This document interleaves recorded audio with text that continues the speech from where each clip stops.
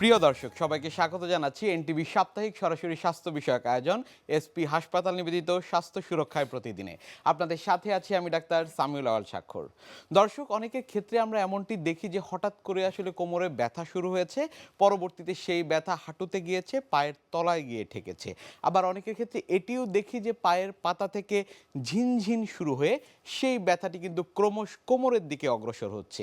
এরকম অবস্থায় কি করবেন, এরকম একটি বিষয় নিয়ে আজ আমরা কথা বলতে চাই। আজ আমাদের আলোচনার বিষয় কোমর ব্যথায় ফিজিওথেরাপি। এই গুরুত্বপূর্ণ বিষয়টি নিয়ে আলোচনা করবার জন্য আজ আমাদের সাথে স্টুডিওতে রয়েছেন ডাক্তার এস চক্রবর্তী। তিনি রয়েছেন সিনিয়র কনসালটেন্ট হিসেবে এবং চেয়ারম্যান হিসেবে এসপি হাসপাতালের, এবং আমরা তাকে স্বাগত জানাচ্ছি আজকের এই আয়োজনে। ধন্যবাদ আপনাকে। জি দর্শক, আজ আমরা যে গুরুত্বপূর্ণ বিষয়টি নিয়ে কথা বলবো সেটি হচ্ছে কোমর ব্যথা ফিজিওথেরাপি। এই বিষয় সম্পর্কে আপনাদের যদি কোনো প্রশ্ন থেকে থাকে আমাদের কিন্তু সরাসরি ফোন করতে পারেন স্ক্রিনে দেখানো নম্বরগুলোতে। আমরা চেষ্টা করবো আপনাদের সেই বিষয়গুলো নিয়ে আলোচনা করবার জন্য। আপনার কাছে শুরুতে আসছি, সেটি হচ্ছে যে অনেকের ক্ষেত্রে আমরা দেখি যে এই যে কোমর ব্যথা রয়েছে, পরবর্তীতে আসলে কখন অপারেশন করবেন তিনি এ নিয়ে এক ধরনের দ্বিধার মধ্যে পড়ে যান, এবং কখন ফিজিওথেরাপি নেবেন। আমি আপনার কাছে জানতে চাবো যে কখন আসলে ফিজিওথেরাপি নেওয়া প্রয়োজন, কখন আসলে কোমর ব্যথায় অপারেশন প্রয়োজন। সুন্দর প্রশ্ন। অ্যাকচুয়ালি এটা একটা কঠিন মজার প্রশ্ন বলতে পারেন, আবার একটা সিরিয়াস প্রশ্ন যে কখন আসলে কোমর ব্যথা অপারেশন বা কখন ফিজিও, যেটা বলা হয় 99% কিন্তু ফিজিওথেরাপি বা কনজারভেটিভ ট্রিটমেন্টে কোমর ব্যথা ভালো করা সম্ভব। অনলি 1% ক্ষেত্রে, তার মধ্যে নাম্বার 1 যেটা নো ডাউট, সেটা হচ্ছে কোমরে যদি কোনো টিউমার এবং ক্যান্সার থাকে, যে এই টিউমারটা কার্সিনোমা আছে, দেন অপারেশনই একমাত্র সলিউশন। অপারেশন করে তারপরে কথা বলতে হবে, আদারওয়াইজ কথা বলার সুযোগ নাই। আদারওয়াইজ যে কোনো ব্যাপারে, যেখানে স্পাইন টিবি আছে সেখানেও কিন্তু অপারেশন ইন্ডিকেশন ডিরেক্ট করছে না। টিউমার আছে স্পাইনাল কর্ডে, অনেক টিউমার আছে যেখানে অপারেশন করা যাবে না।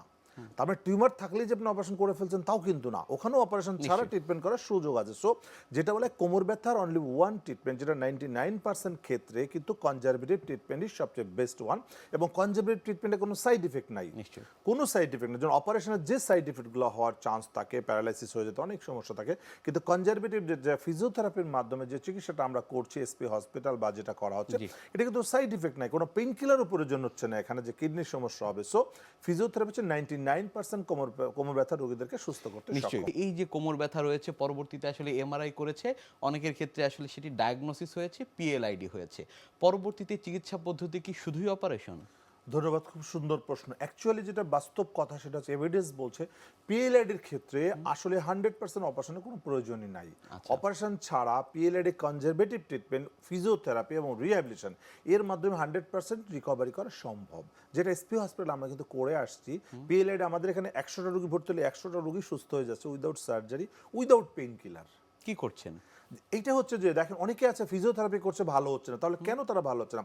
অ্যাকচুয়ালি ফিজিওথেরাপি দেওয়ার ধরনটা হচ্ছে মূল সিস্টেম, যেটা অনেকেই জায়গা করছে না। অ্যাকচুয়ালি পিএলআইডি মানে কি, এখানে ডিসপ্রোলাপস ফেটে জেল লিক করেছে, তারপর যদি সেন্টারে গিয়ে গিয়ে থেরাপি দেন, রিসার্চ যাকে হাঁটা চলার কারণে জেল আরো বের হয়ে যাচ্ছে, ভালো হচ্ছে না, তখনই অপারেশনটা তাদের করতে হচ্ছে। কিন্তু যদি তারা রেস্টের থেকে ফিজিওথেরাপি নেয়, আমরা গ্যারান্টি দিতে পারি 100% তারা ভালো হয়ে যাবে। আসলে অন্যান্য জায়গায় হচ্ছে না, আপনাদের এসপি হাসপাতালে কেন ভালো কারণ হচ্ছে? এসপি হসপিটাল যেটা ডিসপ্রোলাপস আছে সিভিয়ার, আমরা কখনোই তাকে বেড রেস্টে ছাড়া ফিজিওথেরাপি ট্রিটমেন্ট অ্যাপ্লাই করি না বা আমরা গ্যারান্টি করি না। অনেক রোগী বলে আমরা এসে এসে দিই, আমরা না, চিকিৎসা করার দরকার নাই, কিন্তু ভুল ট্রিটমেন্ট আমরা করতে পারবো না। আপনি যদি ভর্তি না থাকেন বাসায় যে নিজে নিজে চেষ্টা করেন, কিন্তু বিছানা থেকে নামা যাবে না, শর্ত মানতে হবে।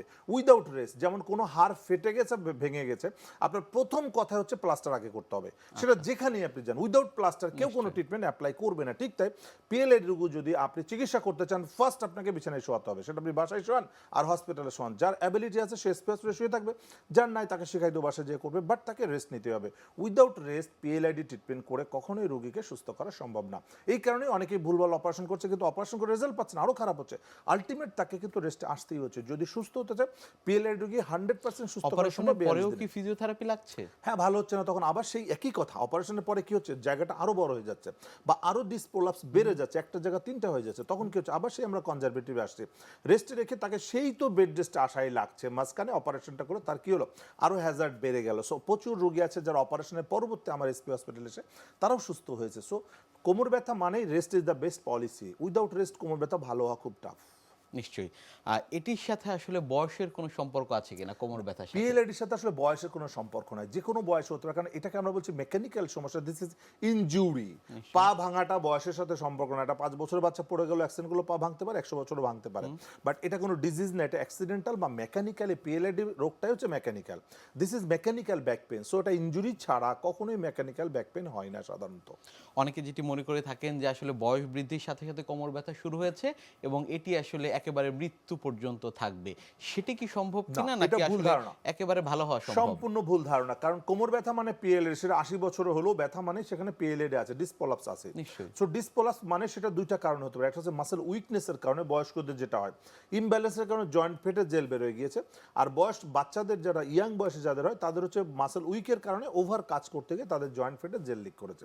দুটো একই ঘটনা, মেকানিজম একই ঘটছে, কিন্তু দুটার সিস্টেমটা আলাদা, বাট ট্রিটমেন্ট কিন্তু একই, বাট ট্রিটমেন্টের টাইমিংটা একটু ভিন্ন হতে পারে। সেটা রেস্ট এবং ফিজিওথেরাপি, যেটা আমরা কনজারভেটিভ রিহ্যাবিলিটেশন ট্রিটমেন্টের মাধ্যমে তাদেরকে 100% সুস্থ করছি। সো মৃত্যু পর্যন্ত ব্যথা ক্যারি করার কোনো সুযোগ নেই। নিশ্চয়ই। অনেকের ক্ষেত্রে আমরা এমনটি পাই যে কোমরে কোনো ব্যথা নেই, হাঁটুতে কোনো ব্যথা নেই, কিন্তু পায়ের পাতায় ঝিনঝিন করছে বা মৃদু ব্যথা রয়েছে সকালে ঘুম থেকে উঠবার পর যখন পা ফেলছে মাটিতে। তাদের ক্ষেত্রে আসলে সেটি ডায়াগনোসিস কিভাবে হবে, সেটি চিকিৎসা আপনারা কিভাবে করেন? জি দেখেন, ওটা কিন্তু কোমর থেকে যাচ্ছে, যে কোমরে ব্যথা ছিল বাট এখন নাই, পা ঝিঝি করছে, মানে খারাপ হয়ে গেছে। অনেকে মনে হয় কোমর ব্যথা তো ভালো হয়ে গেছে, আসলে ভালো হয়নি, অসুখটা বড় হয়েছে কিন্তু ব্যথা কমে গিয়েছে, বাট নার্ভে চাপ দেওয়ার কারণে পায়ের পাতা ঝিঝি, নামনেস, অবশ, ভার এটা আরো খারাপ। সো এটা কোমরে এমআরআই করে দেখে দেন আমরা ফিজিওথেরাপি দিয়ে ওটাকে ঠিক করছি, বাট ওখানে রেস্টের দরকার আছে, কারণ ওখানে জেলটা আরো বেশি বের হয়ে গেছে। সো ওটা ডিপেন্ড করবে যে আপনি রেস্টটা কতদিন নেবেন, ডিপেন্ড করবে আপনার জেলটা কতটুকু বের হয়েছে সেটার উপরে। জি, একজন দর্শক ইতিমধ্যে আমাদের সাথে ফোন কলে যুক্ত হয়েছেন। দর্শক এই মুহূর্তে কে আছেন আমাদের সাথে, নাম বলে আপনার প্রশ্নটি করবেন। হ্যালো, আমার নাম বাবুল। জি দর্শক, আপনার প্রশ্নটি করুন, আমরা আপনাকে শুনতে পাচ্ছি। আমি জি স্ট্রোক করছি। জি স্ট্রোক করে খেতেও বসে গেছে। জি কতদিন আগে স্ট্রোক করেছেন? পাওয়ার রাত কতদিন আগে? এটা বছর 60 গেল। জি কতদিন? আমার বছর 60 বছর হয়ে গেছে। 4 বছর। বছর। এখন হাঁটতে পারেন না? একটু আটুন যায়। জি ধন্যবাদ, আমরা উত্তরটা দিই। দেখেন, স্ট্রোক করে প্যারালাইসিস, এক সাইড প্যারালাইসিস হতে পারে। এটা 4 বছর ধরে উনি কষ্ট পাচ্ছে, 4 বছর ধরে ওনার এই সমস্যা। এটা আসলে শুরু থেকেই ফিজিওথেরাপিটা নেওয়া সবচেয়ে জরুরি, কারণ স্ট্রোক থেকে প্যারালাইসিস হলে অনলি ওয়ান ট্রিটমেন্ট, যে ফিজিওথেরাপি লাগবে, যেটা রিহ্যাবিলিটেশন বা রিএডুকেশন। সো ফিজিওথেরাপির মাধ্যমে এটাকে আবার স্বাভাবিক জীবনে আসা সম্ভব। দর্শক, আমি আপনাকে সাজেস্ট করব আপনি একজন ফিজিওথেরাপি বিশেষজ্ঞের পরামর্শ নিন, অথবা রিহ্যাব হসপিটাল, যেমন এসপি হসপিটাল, এরকম কোনো হসপিটালে আপনাকে 3 থেকে 4 সপ্তাহ থেকে ফিজিওথেরাপি নিতে হবে। এসপি হসপিটালে কিন্তু আমরা এই স্ট্রোকের জন্য চমৎকার ট্রিটমেন্ট নিয়ে আসি, যেটা টিএমএস, দ্য ব্রেনের সরাসরি ফিজিওথেরাপি দিচ্ছে, ব্রেনের থেরাপি, যেটা আমি লন্ডন থেকে 2007 সালে করে এসেছিলাম। এই টিএমএস, ট্রান্সকিউটেনাস ম্যাগনেটিক স্টিমুলেশন, এটা কিন্তু বাংলাদেশে আমরাই প্রথম, এবং এটা দিল্লিতে আছে ও চেন্নাই, ওখান থেকে মাঝে মাঝে রুগী আমাদের এসপি হসপিটালে রেফার করছে এই টিএমএস দেওয়ার জন্য, যেটা আমরাই প্রথম বাংলাদেশে, এবং এটা এক্সিলেন্ট রেজাল্ট, যেটা স্ট্রোক রুগীদের জন্য পুরো রেভলিউশন, যে স্ট্রোক রুগীকে অত দ্রুত সম্ভব তাদেরকে ভালো করা সম্ভব টিএমএস থেরাপির মাধ্যমে। নিশ্চয়ই। দর্শকের প্রশ্নের সাথে আসলে আমি আরেকটি বিষয় জানতে চাইবো, এই যে উনি 4 বছর ধরে আসলে কোনো ধরনের ফিজিওথেরাপি নেননি, এখন থেকে যদি তিনি শুরু করেন সেক্ষেত্রে কি ভালো হওয়া সম্ভব? যে এখন তাকে কারেকশন করতে হবে অবশ্যই, কারণ এখন কি তার প্রবলেমগুলো আছে, কারণ স্ট্রোক ট্রিটমেন্ট কিন্তু ন্যাচারালি হিলিং হতে থাকবে, কারণ স্ট্রোক করার সাথে সাথে তার আবার ডেভেলপমেন্টটাও ন্যাচারাল হবে, বাট ফিজিওথেরাপি কি করে, ওটা রিএডুকেশন, তার সফটওয়্যারটাকে বিল্ড করা হয়। আরেকজন দর্শক আমাদের সাথে ইতিমধ্যে ফোন কলে যুক্ত হয়েছেন। দর্শক এই মুহূর্তে কে আছেন আমাদের সাথে, নাম বলে আপনার প্রশ্নটি করবেন। দর্শক আমাদের সাথে কে রয়েছেন? আসসালামু আলাইকুম। জি ওয়ালাইকুম আসসালাম। দর্শক আপনার প্রশ্নটি করবেন, আপনাকে শুনতে পাচ্ছি আমরা। আমার নাম মহিউদ্দিন, রাজশাহী থেকে বলছি। জি স্যারের সঙ্গে একটু কথা বলতে চাই। জি আমি দীর্ঘ 14 বছর থেকে বাম পায়ের নিচে। জি জি দর্শক আপনার টিভির ভলিউমটি কমিয়ে দিয়ে আমাদের প্রশ্নটি করবেন। হ্যাঁ, বাম পায়ের নিচে। জি জি কমে যা। জি দর্শক আপনাকে আমরা শুনতে পাচ্ছি, আপনার প্রশ্নটি করুন। হ্যাঁ, বাম পায়ের নিচে, যে নিচে এই আচ্ছা। নিচে যে ভাঁজ আছে, ভাঁজের নিচে সিস্টের মতো ফুলে উঠেছে, আর দুই দিকে জি রগে কনকন করে। অপারেশনের পর থেকে, আগে ছিল না কনকনি। এই আচ্ছা আপনার ওই গোল্ড ব্লাডার অপারেশন করার পরে জি এবারে ইয়া করেছিল, অবাস করেছিল, তখন ঝাঁকি বেড়েছিল পায়ে, আচ্ছা যে হাঁটুর থেকে নিচ পর্যন্ত পায়ের তলা মধ্যে কনকন করে, জি আর পায়ের তলা ঝিনঝিন ঝিনঝিন থাকে। সবসময় ব্লাড সার্কুলেশন হয় না নাকি, ঠিক পায়ও না হয়, মাঝে মধ্যে হয় রাত্রে বেশি, দিনের বেলায় কম চলাচল করতে পারে।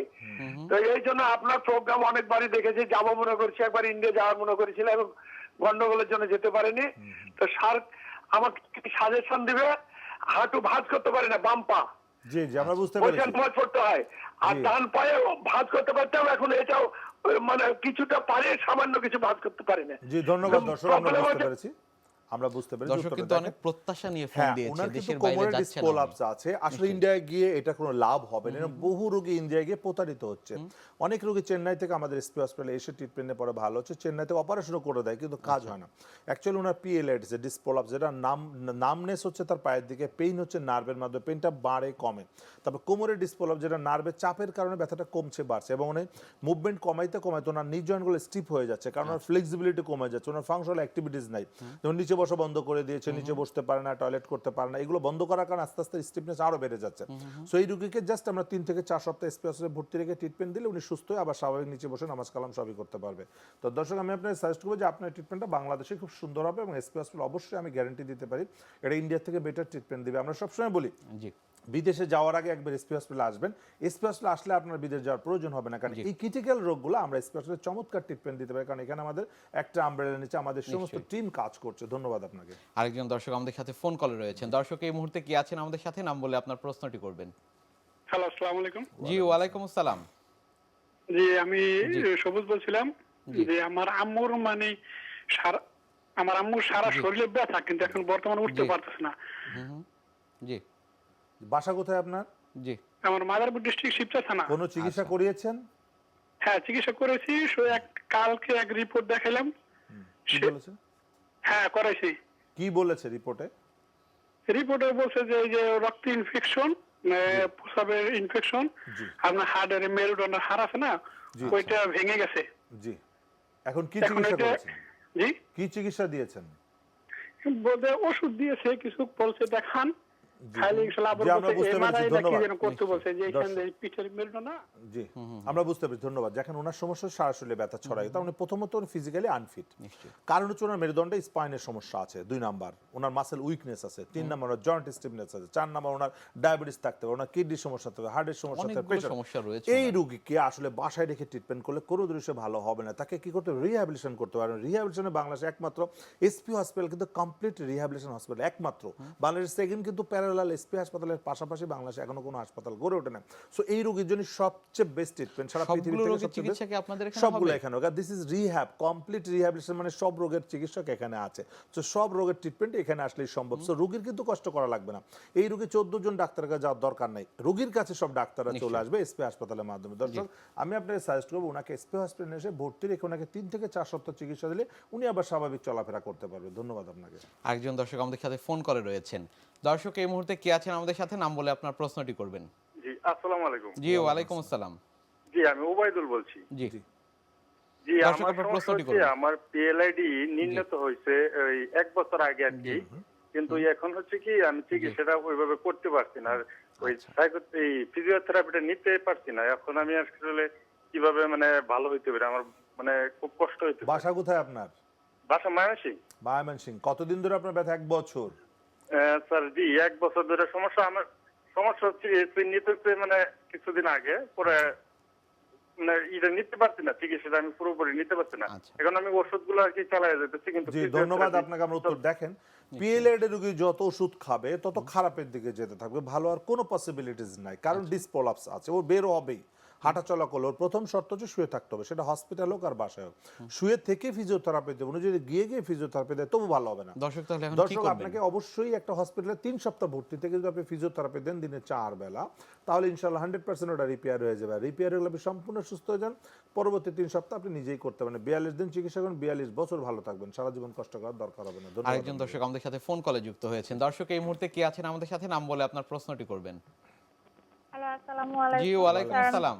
পটুয়াখালী থেকে বলছি। জি স্যার, আমার নাম শান্তা, আমার বয়স 30 বছর। জি তো আমি নিউরো মেডিসিনের ডাক্তার দেখাইছিলাম পটুয়াখালীতে, আচ্ছা নিউরো বিভাগ। তো সে ডাক্তার আমাকে আমার সমস্যার জন্য, মেরুদণ্ডের আমার নার্ভের সমস্যা, আমার পা ঝিনঝিনানি ছিল, ঘাড়ে ব্যথা ছিল, মাথা ব্যথা ছিল, তার জন্য সে আমাকে পরীক্ষা নিরীক্ষা করছে, তাতে কিছু ধরা পড়ে নাই, শুধু বলছে যে নার্ভের সমস্যা। আর নামে একটা ট্যাবলেট, সেই ওষুধটা আমাকে 6 মাস খেতে বলছে। তা আমি মিরোকপটা 6 মাস খাইছি, খাওয়ার পরে আমার এই ঝিনঝিনানিটা অনেকটা কমছিল। তারপর আমি 6 মাস পর ডাক্তারের সাথে আবার যোগাযোগ করছি, সে আমাকে বলছে যে আর খেতে হবে না, যেহেতু কমে গেছে তাহলে আর খাওয়ার কোনো দরকার নেই।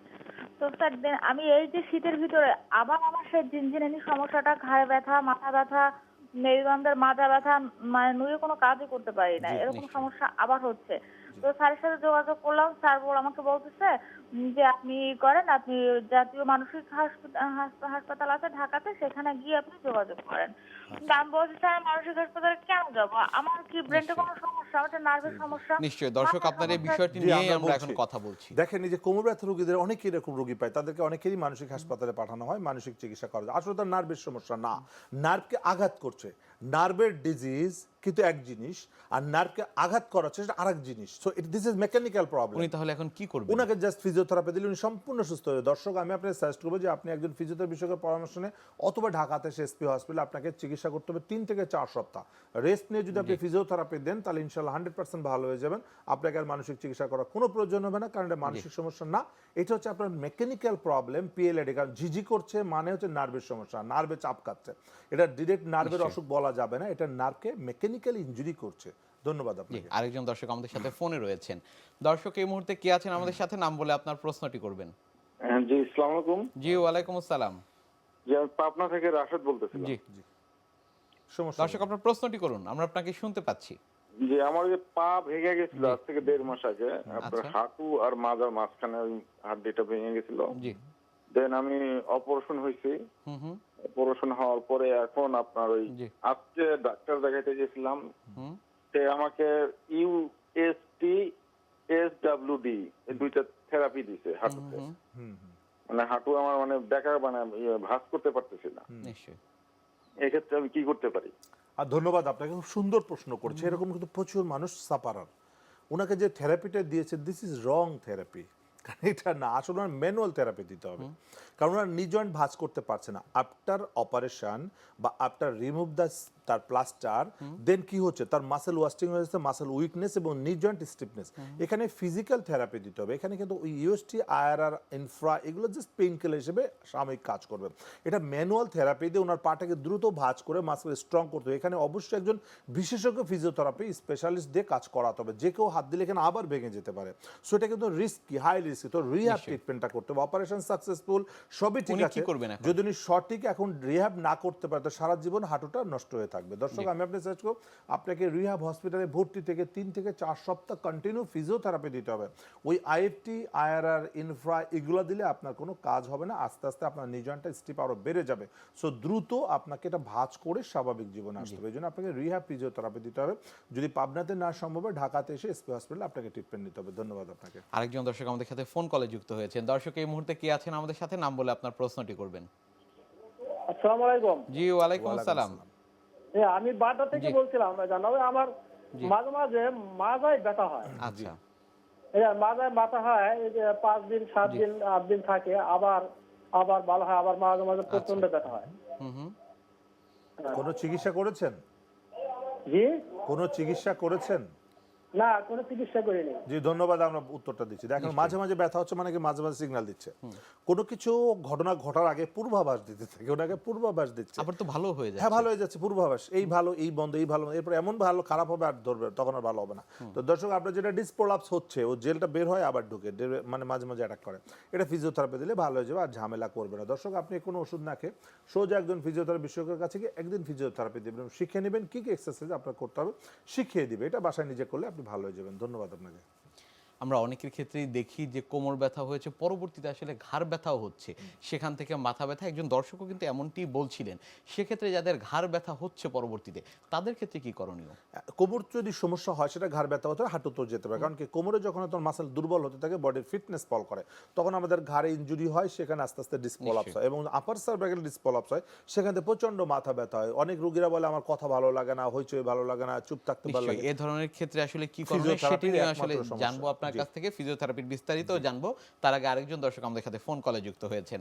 দর্শক এই মুহূর্তে কি আছেন আমাদের সাথে, নাম বলে আপনার প্রশ্নটি করবেন। আসসালামু আলাইকুম। জি, ওয়ালাইকুম আসসালাম। আমি সৌমি সিরাজগঞ্জ থেকে বলতেছি। জি, দর্শক আপনার সমস্যাটি বলুন।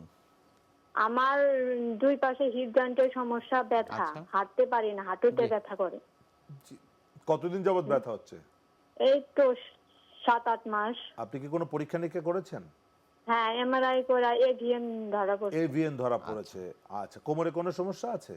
হ্যাঁ, কোমরে মনে হয় হাঁটলে গায়ে একটু ব্যথা করে। আচ্ছা আচ্ছা আচ্ছা, জি বুঝতে পেরেছি। কি বলেছে ট্রিটমেন্ট, কি বলেছে? বলেছে অপারেশন করতে। আচ্ছা, 7 মাস ধরে আপনি কি নিচে হ্যাঁ। উঠবস করতে পারেন? হ্যাঁ, নিচে বসতে পারেন, নামাজ পড়তে পারেন বা নিচে টয়লেট করতে পারেন? সমস্যা হয়, সমস্যা, উঠতে কষ্ট বসতে। হয়। হ্যাঁ। জি, আমরা বুঝতে পেরেছি, ধন্যবাদ। নিশ্চয়ই যেটা তো দর্শকের আসলে উত্তরটি diagnosis আসলে হয়ে আমরা আছে। আপনার কাছ থেকে জানবো, তবে তার আগে আরেকজন দর্শক ফোন কলে রয়েছেন। দর্শক এই মুহূর্তে কে আছেন আমাদের সাথে, নাম বলে আপনার প্রশ্নটি করবেন। হ্যালো, জি, আসসালামু আলাইকুম। ওয়ালাইকুম আসসালাম। আমার নাম শাহিনা, আমি জি। বগুড়া থেকে কথা বলছি। জি দর্শক, আপনার আমার সমস্যাটি বলুন। হাতের সমস্যা, ডান সাইড। হুম হুম। আগে খুব ঘাড়ে ব্যথা করতেছিল, জি। ঘাড় থেকে একদম পুরো হাতটাই ব্যথা করতেছিল। আচ্ছা, ভারী কিছু করলে এখন কেন জানি ঘাড়ে ব্যথা নেই, নিশ্চয়ই ঘাড়ে ব্যথা নেই, কুনোয়ের মধ্যে খুব ব্যথা। জি, নিশ্চয়ই। ওনার ক্ষেত্রে আসলে কি করবেন? প্রথম দেখেন, দর্শক প্রথম দর্শক যেটা এভিএন, সব এভিএনে কিন্তু অপারেশনের প্রয়োজন হয় না। এটা conservative treatment, first choice of treatment conservative rehabilitation, যেটা ফিজিওথেরাপি। এটা হচ্ছে প্রথম চিকিৎসা। এটাতে যখন ফেল করবে, যদি এটা গ্রেড 1, 2, 3 আছে, বিভিন্ন স্টেজে হয়, তখন এটা আমরা বলবো অপারেশন নিশ্চয়ই। কখন লাগবে। সো প্রথম ট্রিটমেন্ট হচ্ছে তার কনজারভেটিভ। দ্বিতীয় দর্শকের আমি ক্ষেত্রে আপনাকে কি সাজেস্ট করবেন? করবো যে আপনাকে একজন ফিজিওথেরাপি বিশেষজ্ঞের পরামর্শ নিয়ে একটা এমআরআই করে এভিএনটা দেখতে হবে কি কন্ডিশন, দেন ফিজিওথেরাপি ট্রিটমেন্টের মাধ্যমে এটাকে ভালো রাখা সম্ভব। এবং দ্বিতীয় পেশেন্ট যে বলেছেন, ওনার কিন্তু ঘাড়ে এখন ব্যথা নেই, বাট হাতের দিকে ছড়ায় যাচ্ছে। এটা তার সার্ভাইকালে ডিসপলাপস আছে। ঘাড়ের একটা এমআরআই করে দেখে দেন ফিজিওথেরাপি করলে এটা ভালো হয়ে যাবে। নিশ্চয়ই। তো দর্শক, আমি আপনাকে সাজেস্ট করবো যে আপনি একজন ফিজিওথেরাপি বিশেষজ্ঞের কাছে ঘাড়ে একটা এমআরআই করে দেখে ফিজিওথেরাপি চিকিৎসা নেবেন, ইনশাআল্লাহ সুস্থ হয়ে যাবেন। ধন্যবাদ আপনাকে। আপনি সহযোগী অধ্যাপক হিসেবে রয়েছেন ঢাকা কলেজ অফ ফিজিওথেরাপিতে। যারা আসলে ফিজিওথেরাপিতে ক্যারিয়ার করতে চান, কারণ অনেকে আসলে শুনছেন এবং ফিজিওথেরাপির যে ডিমান্ড দিন দিন বাড়ছে, সেক্ষেত্রে আসলে ঢাকা কলেজ অফ ফিজিওথেরাপিতে যারা আসলে ভর্তিতে ইচ্ছুক, তাদের ক্ষেত্রে কি করেন? জি, ধন্যবাদ। আসলে ঢাকা কলেজ অফ ফিজিওথেরাপি, যেটা ঢাকা বিশ্ববিদ্যালয়ে অনুমোদিত, এটা একটা ইনস্টিটিউট, যেটা আমাদের এসপি হসপিটালের একটা একাডেমিক ইনস্টিটিউট, যেখানে আমরা 5 বছর মেয়াদি গ্রাজুয়েট ফিজিওথেরাপিস্ট এখানে বের হয়, যেটা সার্টিফিকেশন করবে ঢাকা বিশ্ববিদ্যালয়। ঢাকা বিশ্ববিদ্যালয় আইন অনুযায়ী আমাদের এখানে মানে চিকিৎসা ব্যবস্থা চলছে। যারা ইন্টারমিডিয়েট পাস করেছে এবার এবং গতবার যারা পাস করেছিল সায়েন্স ব্যাকগ্রাউন্ড থেকে, যারা জিপিএ 8 পাবে, তারা এখানে অ্যাডমিশন টেস্টের মাধ্যমে ভর্তি হতে পারবে। এবং আমি মনে করি ফিজিওথেরাপি প্রফেশন এখন কিন্তু সেই মানে কি বলবো, যে এতই ডিমান্ড, যে সারা পৃথিবীতে এটা ডিমান্ড, কারণ এত ফিজিওথেরাপির রোগী আছে, কিন্তু গ্রাজুয়েট ফিজিওথেরাপিস্ট বা কনসালটেন্ট বা বিশেষজ্ঞ ফিজিওথেরাপিস্টের সংখ্যা খুবই কম। সো যারা আসলে নিশ্চিত ভবিষ্যৎ গড়তে চায়, যে ক্যারিয়ার ডেভেলপমেন্ট করতে চায়, মানুষ কেন পড়াশোনা করতে চায়, কিছু কাজ করে দেশকে বা নিজেকে কিছু করার জন্য। তো আমি মনে করি ফিজিওথেরাপিতে ক্যারিয়ার ডেভেলপমেন্ট করলে তাদের চাকরির জন্য ধরে বিভিন্ন জায়গায় দৌড়াইতে হবে না, চাকরির জন্য কোনো পরীক্ষা দেওয়া লাগবে না, অটোমেটিক চাকরি হয়ে যাবে। কেউ বেকার থাকে না, কারণ ফিজিওথেরাপিতে এখন বেকারের সংখ্যা 0, মানে মাইনাস, পাচ্ছি না আমরা। ফিজিওথেরাপিস্টের এত ডিমান্ড সারা পৃথিবীতে। আমেরিকাতে মাত্র 3.5 বছর লাগে একজন ফিজিওথেরাপিস্টকে ওখানে গ্রিন কার্ড হোল্ডার হতে, যেটা মানে এটা খুবই সহজ পদ্ধতি, যেটা বাংলাদেশে পাস করে যদি কেউ মনে করে আমি আমেরিকায় সেটেল হব, তার জন্য খুবই সহজ। পৃথিবীর সমস্ত দেশ ওপেন করে রেখেছে ফিজিওথেরাপির জন্য বিশেষজ্ঞ, কারণ ফিজিওথেরাপির রোগীর সংখ্যা দিন দিন বেড়ে যাচ্ছে, কারণ মানুষের বয়স বেড়ে যাচ্ছে, বয়স বৃদ্ধ বেড়ে যাচ্ছে, যে কারণে ফিজিওথেরাপি চিকিৎসার ডিমান্ড বেড়ে যাচ্ছে। অনেক ধন্যবাদ আপনাকে আমাদের আজকের এই অনুষ্ঠানে আসবার জন্য। আপনাকে অনেক অনেক ধন্যবাদ। প্রিয় দর্শক, এতক্ষণ দেখছিলেন এসপি হাসপাতাল নিবেদিত স্বাস্থ্য সুরক্ষার প্রতিদিন। কথা বলছিলাম খুব গুরুত্বপূর্ণ একটি বিষয়, কোমর ব্যথায় ফিজিওথেরাপি নিয়ে। দর্শক, আশা করি আমাদের যে গুরুত্বপূর্ণ বিষয়গুলো আপনাদের অনেক বেশি উপকারে আসবে। আজ এখানে শেষ করছি, আগামীতে আবারও দেখা হবে। সে পর্যন্ত আপনারা সবাই ভালো থাকুন, সুস্থ থাকুন, এনটিভির সাথেই থাকুন। আল্লাহ হাফেজ।